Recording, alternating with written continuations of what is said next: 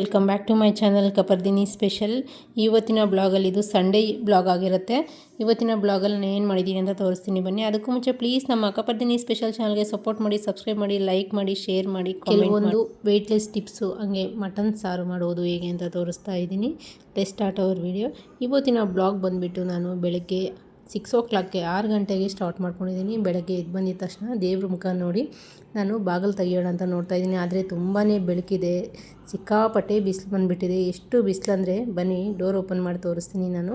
ಅಂದರೆ ನಮಗೆ 2 ಬಾಗಿಲಿದೆ, ಒಂದು ಸೂರ್ಯನ ಬಾಗಿಲು, ಇನ್ನೊಂದು ನಂದಿ ಬಾಗಿಲು.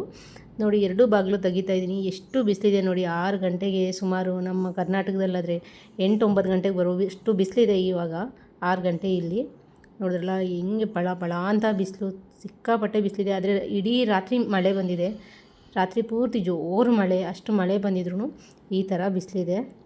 ಹಾಗಾಗಿ ನಾನು ಗಿಡಕ್ಕೆ ನೀರು ಬಿಸಿಲಿದ್ರೂ ರಾತ್ರಿ ಎಲ್ಲ ಮಳೆ ಬಂದಿದ್ರು ವೆದರ್ ಮಾತ್ರ ತುಂಬ ಚೆನ್ನಾಗಿದೆ ಅನ್ನಿಸ್ತು. ಒಂಥರ ಸೌಂಡು, ಪಕ್ಷಿಗಳ ಸೌಂಡ್ ಎಲ್ಲ ತುಂಬ ಚೆನ್ನಾಗಿತ್ತು. ಹಾಗೆ ವೆದರು ಕೂಡ ಒಂದು ಸ್ವಲ್ಪ ಚೆನ್ನಾಗೇ ಇತ್ತು. ಬಿಸಿಲು ಹಾಗೆ ಸ್ವಲ್ಪ ತಣ್ಣಗೂ ಕೂಡ ಇತ್ತು, ಗಾಳಿ ಎಲ್ಲ ಚೆನ್ನಾಗಿತ್ತು. ಸ್ವಲ್ಪ ಗಿಡಕ್ಕೆಲ್ಲ ನೀರು ಹಾಕೋಣ ಅಂತ ಹೇಳಿ ಹಾಕ್ತಾ ಇದ್ದೆ. ಗಿಡಕ್ಕೆಲ್ಲ ನೀರು ಹಾಕ್ಬಿಟ್ಟು ಹಂಗೆ ಒಳಗಡೆ ಹೋಗೋಣ ಅಂತ ಹೇಳಿ ಒಳಗಡೆ ಹೋಗ್ತಾಯಿದ್ದೆ. ಅಷ್ಟರಲ್ಲಿ ನಾನು ಸ್ವಲ್ಪ ಮನೆ ಮುಂದೆ ಎಲ್ಲ ನೀಟಾಗಿ ಕ್ಲೀನಾಗಿದೆಯಾ ಅಥವಾ ಮಳೆ ಬಂದಿತ್ತಲ್ಲ ತುಂಬಾ ಜಾರುತ್ತೆ ಇಲ್ಲಿ, ಹಾಗಾಗಿ ಸ್ವಲ್ಪ ನೀಟಾಗಿ ನೋಡಿಬಿಟ್ಟು ಒಳಗಡೆಗೆ ಹೋದೆ. ಅಷ್ಟರಲ್ಲಾಗಲೇ ಸ್ವಪ್ನ ಬಂದಿದ್ದಾಳಲ್ಲ. ಇವಾಗ ಸ್ವಪ್ನ ಅಂತೂ 6 ಗಂಟೆಗೆ ಎದ್ಬಿಟ್ಟು ಮನೆ ಕಸ ಗುಡಿಸೋದ್ರಲ್ಲಿ ಇರ್ತಾಳೆ. ಮನೆ ಕ್ಲೀನ್ ಮಾಡಿದ ತಕ್ಷಣ ಇನ್ನು ಬಂಟು ಬಂದುಬಿಟ್ಟು ಕೈಕಾಲು ಮುಖ ತೊಳ್ಕೊಂಡು ಬಂದು ದೀಪ ಹಚ್ತೀನಿ ಅಂತ ಹೇಳಿ ಪೂಜೆಗೆ ರೆಡಿ ಮಾಡ್ಕೊತಾ ಇದ್ದ.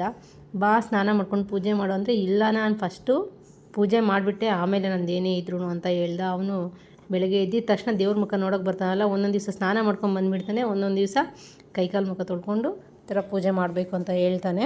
ಇನ್ನು ಅವನ ಹಠ ಜಾಸ್ತಿ ಅಂತ ಹೇಳಿ ನಾನೇನು ಮಾತಾಡೋಕ್ಕೆ ಹೋಗಲ್ಲ. ಇರೋ ಹೂವು ಎಲ್ಲ ತೆಗೆದುಬಿಟ್ಟು ಫ್ರಿಜ್ ಹತ್ರ ಹೋಗಿ ಹೂವು ತೊಗೊಂಡು ಬಂದ.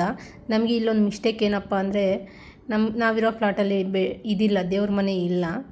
ಬೆಂಗಳೂರಲ್ಲಾದರೆ ತುಂಬ ಚೆನ್ನಾಗಿತ್ತು ಪೂಜೆ ಮನೆ ಎಲ್ಲ, ಪೂಜೆ ರೂಮ್ ಎಲ್ಲ. ಆದರೆ ಇಲ್ಲಿ ಪೂಜೆ ರೂಮ್ ಇಲ್ಲ, ಇನ್ನೇನು ಮಾಡೋದು ಅಂತ ಹೇಳಿ ಇಲ್ಲಿ ದೇವ್ರ ಮೂಲೆಗೆ ಒಂದು ಸೈಡ್ಗೆ ನಾವು ಪೂಜೆ ಮಾಡ್ಕೊತೀವಿ.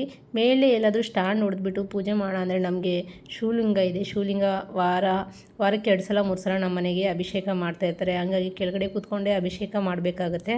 ಹಂಗಾಗ್ಬಿಟ್ಟು ನಾವು ಕೆಳಗಡೆನೇ ಒಂದು ಇದ್ರ ಮೇಲೆ ಇಟ್ಕೊಂಡಿದ್ದೀವಿ. ನೋಡಬೇಕು ನೆಕ್ಸ್ಟ್ ಟೈಮ್ ಏನಾದರೂ ಮನೆ ಶಿಫ್ಟ್ ಮಾಡಿದ್ರೆ ಆದಷ್ಟು ದೇವ್ರ ರೂಮ್ ಇರೋವಂಥ ಮನೆಯೇ ಹುಡ್ಕೋಬೇಕಾಗುತ್ತೆ. ಆದರೆ ಇಲ್ಲೂ ನಮಗೇನು ಡಿಸ್ಟರ್ಬೆನ್ಸ್ ಇಲ್ಲ, ಚೆನ್ನಾಗಿದೆ. ಇಲ್ಲೂ ಪೂಜೆ ಮಾಡ್ಕೊಳ್ಳೋಕ್ಕೆ 2 ಡೋರ್ ಇರೋದ್ರಿಂದ ಒಂದು ಕಡೆ ನಾವು ಡೋರ್ ಕ್ಲೋಸ್ ಮಾಡಿರ್ತೀವಿ, ಇನ್ನೊಂದು ಕಡೆ ಓಪನ್ ಮಾಡ್ತೀವಿ. ಇವಾಗ ಬಂಟು ಮಾತ್ರ ತುಂಬಾ ಚೆನ್ನಾಗೇ ಮಂತ್ರ ಎಲ್ಲ ಹೇಳ್ಕೊಂಡು ಪೂಜೆ ಮಾಡ್ತಾ ಇದ್ದ. ಕಪಿಸತಿ ಲೋಕೋಜಾರಂಜನಿ ಪುತ್ರ ಪವನಸುತ ರಾಮ ದೂತಿ ರಥಫಲಕ ರಾಮಾಂಜನಿ ಪುತ್ರ ಪವನಸುತ ಮಹಾವೀರ ಬಜರಂಗಿ ನೀಲಕಂಠಾಯ ಮೃತ್ಯುಂಜಯಾಯ ಸರ್ವೇಶ್ವರಾಯ ಸದಾಶಿವಾಯ ಶ್ರೀಮನ್ಮಹಾದೇವಾಯ ನಮಃ. ಓಂ ಈಶಾನ ಸರ್ವವಿದ್ಯಾನಾಂ ಈಶ್ವರ ಸರ್ವಭೂತಾನಾಂ ಬ್ರಹ್ಮಾಧಿಪತಿ ಬ್ರಹ್ಮಣೋಪತಿ ಅಸ್ತು ಮೇ ಸದಾ ಅಸ್ತು. ಬಂಟು ಮಂತ್ರ ಎಲ್ಲ ಹೇಳ್ಕೊಂಡು ಪೂಜೆ ಮಾಡ್ತಾನೆ ಅಂತ ಹೇಳ್ಬಿಟ್ಟು ನಾನು ಹೋಗಿ ಸ್ವಲ್ಪ ಹೊತ್ತು ಎಕ್ಸಸೈಸ್ ಮಾಡಿಕೊಂಡು ಬಂದು ಹಂಗೆ ಒಂದು ಲೆಮನ್ ಟೀ ಮಾಡ್ಕೊಂಡು ಕುಡಿಯೋಣ ಅಂತ ಹೇಳ್ಬಿಟ್ಟು ಒಂದು ಕಪ್ಪಲ್ಲಿ ನೀರಿಕ್ಬಿಟ್ಟು ಹಾಗೆ ಒಂದು ಗ್ಲಾಸಿಗೆ 1-2 ಚಮಚ ಜೇನುತುಪ್ಪ ಹಾಕ್ಕೊಂಡು ಒಂದು ಅರ್ಧ ನಿಂಬೆಹಣ್ಣನ್ನು ಹಿಂಡ್ಬಿಟ್ಟು ಇದಕ್ಕೆ ಬಿಸಿನೀರನ್ನು ಸೇರಿಸ್ಕೊಂಡು ಕುಡಿತೀನಿ. ನಾನು ಇದೇ ಥರ ಯಾವುದಾದ್ರೂ ಒಂಥರ ಡ್ರಿಂಕನ್ನು ಬಿಸಿನೀರಲ್ಲಿ ತೊಗೊತಾ ಇರ್ತೀನಿ. ಏಕೆಂದರೆ ಈ ಥರ ಕುಡಿಯೋದ್ರಿಂದ ನಮಗೆ ಹೊಟ್ಟೆ ಬರೋದಿಲ್ಲ, ಹಾಗೆ ಬೊಜ್ಜು ಕರಗುತ್ತೆ, ಸ್ವಲ್ಪ ಸಣ್ಣ ಕೂಡ ಆಗ್ಬೋದು. ಡೈಲಿ ತಗೊಳ್ಳೋದ್ರಿಂದ ಸ್ವಲ್ಪ ಒಳ್ಳೆ ರಿಸಲ್ಟ್ ಇರುತ್ತೆ. ಆದರೆ ನಾನು ಇದನ್ನು ಕುಡಿಯೋದು ಬಿಟ್ಬಿಟ್ಟು 1-2 ತಿಂಗಳಾಯಿತು. ಊರಿಗೆ ಹೋಗಿದ್ದೆ, ರಜಾ ಬಂದಿತ್ತಲ್ಲ ಮಕ್ಕಳಿಗೆಲ್ಲ ಸ್ಕೂಲು, ಹಾಗಾಗಿ ಅಮ್ಮನ ಮನೆಗೆ ಹೋಗಿದ್ದೆ. ಅಮ್ಮನ ಮನೆಗೆ ಅತ್ತೆ ಮನೆಗೆಲ್ಲ ಹೋಗ್ಬರೋಷ್ಟೊತ್ತಿಗೆ ನನಗೆ ಆಲ್ಮೋಸ್ಟ್ 2 ತಿಂಗಳಾಗೇ ಹೋಯಿತು. 2 ತಿಂಗಳು ತುಂಬಾ ಚೆನ್ನಾಗಿತ್ತು ಊರಲ್ಲೆಲ್ಲ. ಈ ಸಲ ಅಂತೂ ತುಂಬಾ ಎಂಜಾಯ್ ಮಾಡಿದ್ವಿ ಅಂತ ಹೇಳ್ಬೋದು. ನೋಡಿ ಈ ಥರ ನಾನು ಬಿಸಿನೀರನ್ನು ಸೇರಿಸ್ಕೊಂಡ್ಬಿಟ್ಟು ಚೆನ್ನಾಗಿ ಮಿಕ್ಸ್ ಮಾಡ್ಕೊಂಡು ಕುಡಿತೀನಿ. ಚೆನ್ನಾಗಿರುತ್ತೆ, ಟೇಸ್ಟು ಕೂಡ ಚೆನ್ನಾಗಿರುತ್ತೆ. ನನ್ನ ಮಕ್ಕಳಿಗೂ ಕೂಡ ಇಷ್ಟ, ಕೇಳ್ತಾನೆ ಇರ್ತಾರೆ ಮಾಡಿಕೊಡು ಅಂತ. ಆದರೆ ಅವ್ರು ಇನ್ನೂ ಇದ್ದು ಸಣ್ಣ ಆಗಿಬಿಡ್ತಾರೆ ಅಂತೇಳಿ ನಾನು ಕೊಡಲ್ಲ. ಹಾಗೆ ಇದು ಬಂದುಬಿಟ್ಟು ನಮ್ಮ ಸೋಮು ಕುಡಿತಾರೆ. ಸೋಮು ಅವ್ರಿಗೆ ಈ ಥರದ್ದು ಇಷ್ಟ ಅವ್ರಿಗೆ. ಇದು ಬಂದುಬಿಟ್ಟು ನನಗೂ ಕನ್ನಡದಲ್ಲಿ ಹೆಸರು ಗೊತ್ತಿಲ್ಲ. ಇಲ್ಲಿ ಭದ್ರಾಚಲಂ ದೇವಸ್ಥಾನ ಇದೆಯಲ್ಲ, ಅಲ್ಲಿ ಪ್ರಸಾದವಾಗಿ ಕೊಡ್ತಾರಂತೆ ರಾಮನ ದೇವಸ್ಥಾನದಲ್ಲಿ. ಹಾಗಾಗಿ ರಾಮ ಸೀತೆ ದೇವಸ್ಥಾನದಲ್ಲಿ ಕೊಡೋವಂಥ ಪ್ರಸಾದ ಇದು. ಇದೇನೋ ತೆಲುಗಲ್ಲಿ ಪಿಪ್ಪುವ ಏನೋ ಹೇಳ್ತಾರಂತೆ. ಇದ್ರ ಹೆಸರು ನಂಗೆ ಅಷ್ಟೊಂದು ಐಡಿಯಾ ಇಲ್ಲ. ನಿಮಗೇನಾದರೂ ಗೊತ್ತಿದ್ದರೆ ಕಮೆಂಟಲ್ಲಿ ತಿಳಿಸಿ. ನೋಡಿ ಈ ಥರ ಬಿಸಿನೀರಲ್ಲಿ 1 ಸಲ 2 ಸಲ ವಾಶ್ ಮಾಡ್ಕೊಂಬಿಟ್ಟು ಈ ಥರ ಬಿಸಿನೀರಲ್ಲಿ ಚೆನ್ನಾಗಿ ಕುದಿಸ್ಕೊಂಡ್ಬಿಡ್ತೀನಿ. 10 ನಿಮಿಷ ಚೆನ್ನಾಗಿ ಕುದಿಸ್ಕೊಂಡ್ಬಿಟ್ರೆ ಸಾಕಾಗುತ್ತೆ. ನೋಡಿ ಈ ಥರ ಕಲರ್ ಚೇಂಜ್ ಆಗಿಬಿಡುತ್ತೆ. ಆ ಟೈಮಲ್ಲಿ ನಾವು ನೀಟಾಗಿ ಫಿಲ್ಟ್ರ್ ಮಾಡ್ಕೊಳ್ಳೋದು. ಸ್ವಲ್ಪ ಸಿಹಿ ಸಿಹಿ ಇರುತ್ತೆ, ಹಂಗೆ ಒಗ್ರಾಗಿರುತ್ತೆ. ನಾನು ಅವಾಗ ಕುಡಿತೀನಿ, ಜಾಸ್ತಿ ಏನು ಕುಡಿಲ್ಲ. ಆದರೆ ಸೋಮು ಮಾತ್ರ ಕಂಟಿನ್ಯೂ ಆಗಿ ಕುಡಿತಾ ಇರ್ತಾರೆ ಇದನ್ನು. ಇದನ್ನ ಕುಡಿಯೋದ್ರಿಂದ ಕೂಡ ಬೊಜ್ಜು ಕರಗುತ್ತಂತೆ, ಫ್ಯಾಟ್, ಹಂಗಾಗಿ ಇದನ್ನ ಕುಡಿತಾ ಇರ್ತಾರೆ ಅವರು ಕೂಡ. ನಾನು ಯಾವಾಗಾದರೂ ಒಂದೊಂದು ಸಲ ಬೆಳಗ್ಗೆ ಇದನ್ನು ಮಾಡ್ಕೊಂಡು ಕುಡಿತೀನಿ. ಟೇಸ್ಟ್ ಏನೋ ಚೆನ್ನಾಗಿರುತ್ತೆ. ಹಾಗೆ ಇವರು ಕ್ರಿಕೆಟ್ಗೆ ಹೋಗಿ ಇವಾಗ ತಾನೇ ಬಂದಿದ್ದರು, ಹಂಗಾಗಿ ಇದನ್ನ ಮಾಡಿಕೊಡು ಅಂತ ಹೇಳಿದ್ರು. ಬೆಳಗ್ಗೆ 5 ಗಂಟೆಗೆ ಎದ್ದು ಕ್ರಿಕೆಟ್ಗೆ ಹೋಗಿದ್ದರು. ಇಲ್ಲ 5 ಗಂಟೆಗೆ ಆಲ್ಮೋಸ್ಟ್ ತಣ್ಣಗೆ ಚೆನ್ನಾಗಿ ಬಿಸಿಲು ಬಂದುಬಿಟ್ಟಿತ್ತು. ಕ್ರಿಕೆಟ್ ಮುಗಿಸ್ಕೊಂಡು ಹಂಗೆ ಬರ್ತಾ ಮಟನ್ ತೊಗೊಬಂದಿದ್ರು. ಮಟನ್ ಮಾಡೋಣ ಅಂತ ಅಂದ್ಕೊಂಡ್ರೆ ತರಕಾರಿ ಏನೂ ಇರಲಿಲ್ಲ ಮನೆಗೆ. ನಾನು ಊರಿಂದ ಬಂದು 4-5 ದಿವಸ ಆಯ್ತಲ್ಲ, ತರಕಾರಿ ತೊಗೊಬರೋಣ ಅಂತ ಹೇಳ್ಬಿಟ್ಟು ಸ್ವಲ್ಪ ಮಟನ್ ಮಾತ್ರ ನಾನು ಇದು ಮಾಡಿಕೊಡು ಅಂತ ಹೇಳಿದ್ರು. ಮಟನ್ ಚಾಕ್ನ ಮಾಡಿಕೊಡು ಅಂತ ಹೇಳಿದ್ರು. ಹಂಗಾಗಿ ಸರಿ ಆಯಿತು ಅಂತ ಹೇಳ್ಬಿಟ್ಟು ಒಂದು ಸ್ವಲ್ಪ ಮಟನ್ ತೊಗೊಂಡು ಅದಕ್ಕೆ ಅರ್ಧ ಚಮಚ ಉಪ್ಪು, ಅರ್ಧ ಚಮಚ ಅಚ್ಕಾರದ ಪುಡಿ, ಒಂದು ಅರ್ಧ ಚಮಚ ತುಪ್ಪವನ್ನು ಸೇರಿಸ್ಕೊಂಡು ನೀಟಾಗಿ ಕೈಯಲ್ಲಿ ಕಲಿಸ್ಬಿಟ್ಟು ಒಂದು ಅರ್ಧ ಗಂಟೆ ನೆನೆಯೋಕೆ ಇಕ್ಕಿದ್ದೆ. ಈ ಥರ ಮಾಡೋದ್ರಿಂದ ತುಂಬಾ ಚೆನ್ನಾಗಿರುತ್ತೆ ಚಾಕ್ನ.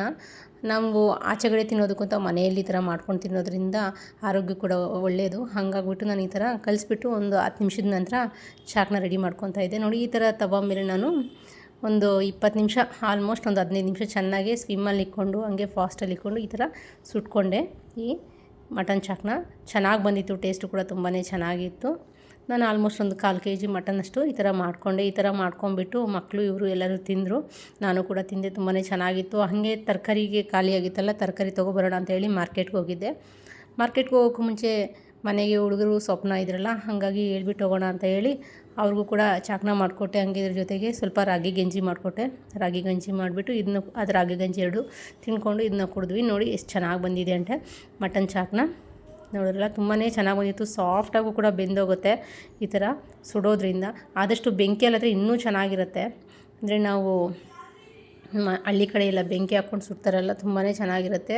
ಹಾಗೆ ಚಾಕ್ನ ರೆಡಿಯಾಗಿತ್ತು, ಹಂಗಾಗಿ ಸ್ವಪ್ನಂಗೆ ಕೊಡೋಣ ಅಂತ ಬಂದೆ. ಸ್ವಪ್ನ ಸಿಸ್ಟಮಲ್ಲಿ ಏನೋ ಮಾಡ್ತಾಯಿದ್ಲು. ಓಕೆ ಅಂತ ಹೇಳಿ ಅವಳು ಕೊಟ್ಬಿಟ್ಟು ಮಾರ್ಕೆಟ್ಗೆ ಹೊರಡೋಣ ಅಂತ ಹೇಳಿ ಮಾರ್ಕೆಟ್ಗೆ ಹೋಗೋಕ್ಕೂ ಮುಂಚೆ ಹುಡುಗರಿಗೆಲ್ಲ ಹೇಳ್ಬಿಟ್ಟು ಮಾರ್ಕೆಟ್ಗೆ ಹೋಗಿದ್ದೆ. ಆದರೆ 8:15ಗೆಲ್ಲ ಸಿಕ್ಕಾಪಟ್ಟೆ ಬಿಸಿಲಿತ್ತು.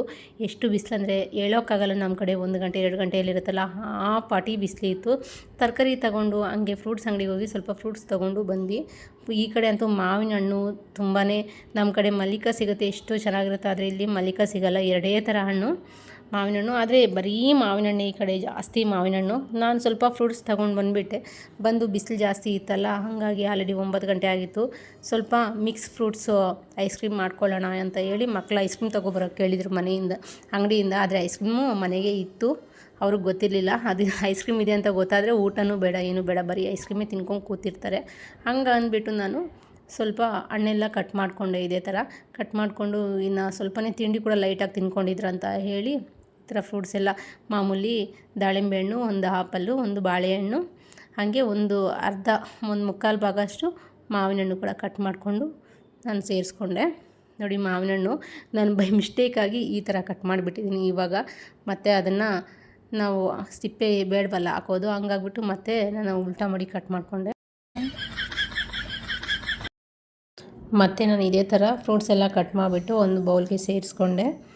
ನೋಡಿ, ತುಂಬಾ ಚೆನ್ನಾಗಿರುತ್ತೆ ಈ ಥರ ಮಿಕ್ಸ್ ಫ್ರೂಟ್ಸ್ ಐಸ್ ಕ್ರೀಮ್ ಅಂತೂ ಮನೆಗೆ ಮಾಡಿಕೊಟ್ರೆ ಮಕ್ಕಳಿಗೆ ತುಂಬಾ ಹೆಲ್ದಿ ರೆಸಿಪಿ ಅಂತ ಕೂಡ ಹೇಳ್ಬೋದು. ಹಾಗೆ ಆಚೆಗಡೆ ತಂದು ತಿನ್ನೋದಕ್ಕಿಂತ ಈ ಥರ ಒಂದು ಸಲ ಮನೆಗೆ ಟ್ರೈ ಮಾಡಿ ನೋಡಿ, ತುಂಬಾ ಈಸಿಯಾಗಿ ಮಾಡ್ಕೋಬೋದು. ಹಾಗೆ ಮಕ್ಕಳಿಗೂ ಕೂಡ ತುಂಬಾ ಇಷ್ಟ ಆಗುತ್ತೆ.